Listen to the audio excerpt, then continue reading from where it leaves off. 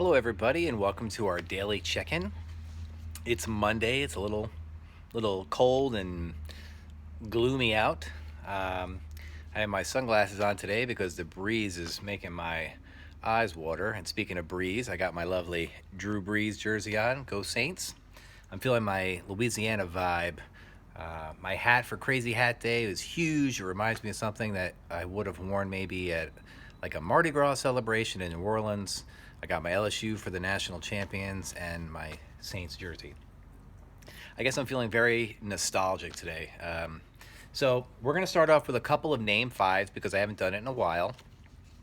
And then today's focus is going to be kind of like connecting to memories and imagination, and that's kind of like where I see this going. So let's start off with a few name fives so you can do at your house.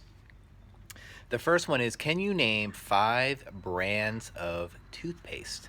Five brands of toothpaste. Let's just hope whatever brand you're using it, you make sure you get those teeth brushed. Can you name five card games? And if you can come up with some good card games, share it because we're always looking for new games. This would be good for Mrs. Coca.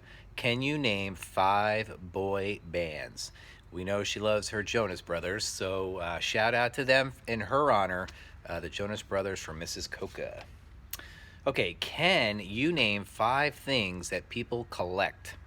And hopefully it's not like dirty dishes, dust bunnies, stuff in your room like candy wrappers, because I think that's what my kids like to collect, candy wrappers. Can you name five foods that are red? Five foods that are red. So, can you name five popcorn toppings? I feel like we pretty much have the same thing, but over Christmas, my sister had bought us this thing called a Whirly Pop. And basically, it's a huge thing you stick on the stove and you're constantly turning until it pops. And at first, I was like, there's no way I am doing that. It seems like a lot of work. But now I love it. We make popcorn all the time, and it makes a lot. So shout out to the Whirly Pop. Okay, can you name five candy bars? I feel like now candy bars go through this house like crazy because everybody's got a case of the snackitis. Okay, can you name, I'm just going to give a shout out to myself here, even though I don't sing. Can you name five bald singers? Okay, shout out to the bald crew. Okay, and can you name five Sunday toppings? Five Sunday toppings. That'd be good. So, here is where I want to kind of go with today's video. It's more of like the father, as how I've grown, I guess, as a dad and things, even when I was growing up. So, I remember when my daughter was first born, my first daughter, she was born on Mother's Day, which was kind of special. Of course, she's always bummed because of leap years and things. It seems like she can never have her birthday fall on Mother's Day again, at least not for a long time. So one of these things that my wife had picked up for me, it's kind of like you can see it's I think it's a willow tree. Yeah, willow tree. So you can see it's a dad looking down at his kid. Now, as being a teacher, before I had kids, people would say, when you have kids, you look at things a little bit differently. And, my sisters have a lot of kids between them. So I felt like it wouldn't be that much of a change. But when my daughter came along, I realized that my life was very different. Maybe my empathy level grew for kids. I don't know. I mean, I think there's definitely people that have empathy regardless. But I think for me, it was a good change. Luckily, my wife is a spectacular mom, so she kind of helps me a lot. But the one thing that I will say, which is our topic for today, is when I was young, I was not much of a reader, which I've said in the past. There were not a lot of kids' picture books in our house, at least not that I remember. So when I met my wife and I knew she was first a kindergarten teacher and then a second grade teacher, and now she's a media specialist for a K-5 school as well as a children's public librarian. She's a crazy reader. So I have mad respect for her reading skills. But she did introduce me to a lot of different picture books and got me really liking them. And it gave me the opportunity to read to my kids when they were young. And some of the books that kind of have these moral stories about them. I just want to talk about a couple of them, of things, of books that I remember. Now, these aren't necessarily my favorite books of all time, but some of them have different things. So, 5 years ago, I bought this book for my daughter. It's called I Wish You More. And basically, this book just talks about, from a parent's perspective, we wish all these things for our kids more than they could ever want. And I brought this book out because, your parents do the same for you. They wish you happiness and good health. And, you know, we spend a lot of times as parents worrying about you guys and making sure that you guys are safe and healthy. And so, shout out to all the parents out there who have sacrificed things for themselves, for their kids, which is pretty much every parent. So, from one parent to another, your kids, I'm sure, appreciate everything you're doing. Now, considering that the sun is on hiatus and hiding, as you can see, it's pretty much Gloomsville. But this book, my wife introduced me, The Rain Came Down. It's just like pure chaos. I feel like the rain just comes down every day. Rain, rain, rain. Although it's good for having things grow, it'd be nice to be able to go outside and, be warm, possibly. I get these messages from my friend who lives in Arizona, and it's going to be 100 this week there. I mean, that's too hot, but I'd settle for 60. It'd be nice. So here's another one that I'd never heard of, it's called Stripes. This is a book about a kid who really loves a certain type of food. I don't want to give it away, but she stops eating it.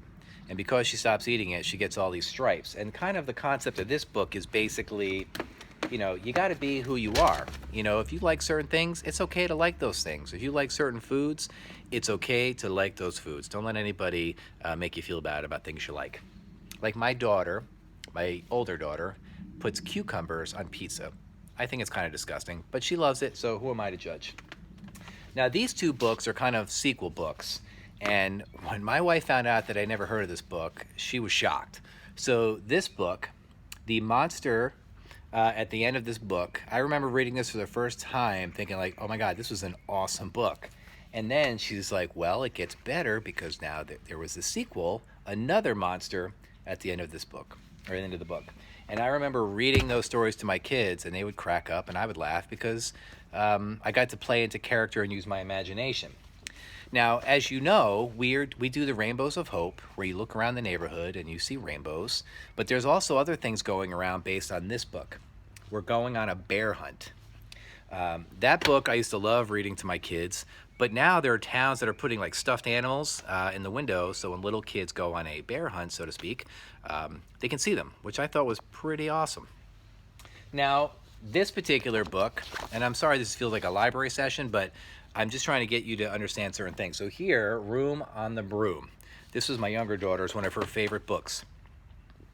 And it just shows that when you open yourself up and you share and you make room for people, it has a lasting impact. And it shows the bond that is made by these characters in this book, because the witch in this story just keeps making her broom more available to people because she doesn't want anyone to feel left out. And being that inclusive mindset is a good characteristic to have.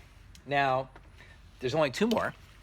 This one, How I Became a Pirate. I was just thinking, because today is Crazy Hat Day, maybe use your little imagination. Remember when you were a kid, you get the little eye patch and the grrr, that type of thing going on? That type of imagination, don't lose that, because when you get to be my age and my kids are like, hey, play Legos, use your imagination. I'm just like, there's like nothing left in the imagination tank for stuff like that. So enjoy being a kid and enjoy, dressing up and having a really good time, because, it's a fun part of your life. Things to remember. Now, this particular book, I took off the cover, but I got this from my father. And this book is called What a Wonderful World.